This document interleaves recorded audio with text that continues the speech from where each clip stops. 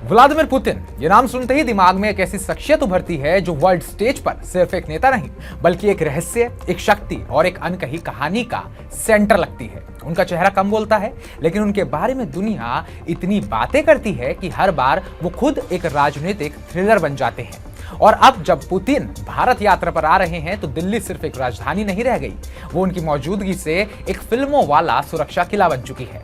लेकिन शहर की तैयारियों से भी ज्यादा चर्चा इस बात की है कि असल में पुतिन कितने अरबों डॉलर के मालिक है, वो कितने अमीर है, या कहें कि दुनिया के सबसे अमीर नेताओं में से एक हैं क्या।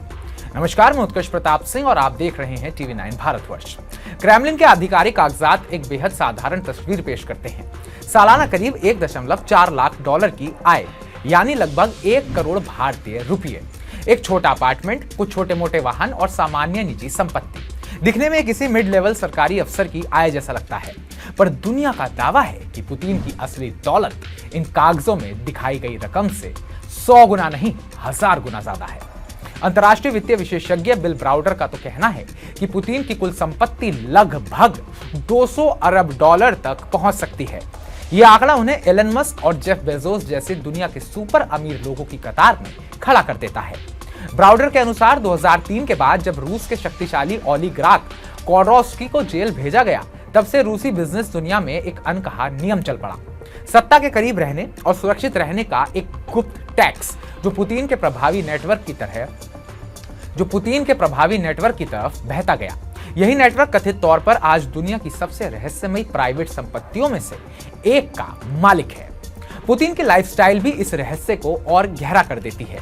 यूं तो वो खुद को एक सादा नेता बताते हैं, लेकिन अंतर्राष्ट्रीय मीडिया उन्हें ऐसी घड़ियों में देख चुका है जिनकी कीमतें उनकी आधिकारिक सालाना आय से कई गुना ज्यादा है। सबसे चर्चित चीज है ब्लैक सी के किनारे बना तथा कथित पुतिन पैलेस, एक ऐसा महल जिसे देखने वाला हर रिपोर्टर कहता है कि किसी राजा का महल भी इसके सामने फीका लगे। कथित तौर पर 1.4 बिलियन डॉलर की लागत से बना यह महल एक दुनिया है।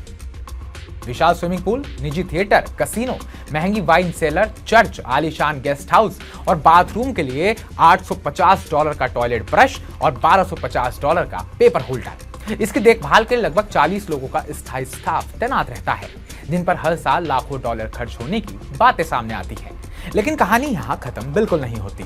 कहा जाता है कि पुतिन हवाई सफर के भी शौकीन है, इतना कि उनके पास लगभग 58 निजी विमान और हेलीकॉप्टर्स होने की चर्चाएं भी हैं। इनमें सबसे खास है फ्लाइंग क्रेमलिन, एक ऐसा विमान जिसकी कीमत 716 मिलियन डॉलर तक बताई जाती है। इस विमान में luxury bedroom, high tech conference hall और सोने से बना टॉयलेट शामिल होने का दावा किया जाता है। ये किसी राष्ट्रपति की यात्रा नहीं बल्कि आसमान में उड़ता हुआ राजमहल लगता है। और फिर आती है वो चीज जिसकी चर्चा सबसे गुप्त, सबसे रहस्यमयी और सबसे अविश्वसनीय लगती है, पुतिन की घोस्ट ट्रेन। ये 22 डिब्बों की बुलेट प्रूफ ट्रेन है जो इतनी चुपचाप चलती है कि इसका रूट कोई नहीं जान पाता। इसे इसलिए घोस्ट कहा जाता है क्योंकि ये कभी उसी जगह नहीं दिखती जहां लोग इसकी उम्मीद करते हैं। इस ट्रेन में gym, spa, massage room, skin care parlour, anti ageing मशीनें, तुर्की बाथ, प्राइवेट थिएटर और मेडिकल इमरजेंसी सेटअप तक मौजूद बताए जाते हैं। इसकी लागत भी लगभग 74 मिलियन डॉलर मानी जाती है। इन सभी दावों, संपत्तियों, महलों, विमानों और गुप्त नेटवर्क के बीच सच क्या है, ये पुतिन ही जानते हैं। पर इतनी एक बात स्पष्ट है कि वो दुनिया के राजनीति के सबसे रहस्यमय नेताओं में से एक है। और जब वो दिल्ली पहुंच गए हैं तो ये दौरा सिर्फ कूटनीति का नहीं बल्कि उस शख्सियत की चर्चा का भी केंद्र बन चुका है, जिसके पास कागजों में कम पर दुनिया की निगाहों में शायद असीमित संपत्ति है। तो हमारी रिपोर्ट को लेकर आपका क्या कहना है और आप व्लादिमीर पुतिन को किस नजरिए से देखते हैं, उनके बारे में आपका क्या सोचना है, कमेंट बॉक्स में कमेंट कर हमें जरूर बताइएगा। और अब जब वो भारत में है तो आप भारत के लिए उनसे क्या उम्मीद करते हैं वो भी जरूर कमेंट कीजिएगा। बाकी ताजा अपडेट्स पाने के लिए टीवी 9 भारतवर्ष को सब्सक्राइब कीजिएगा।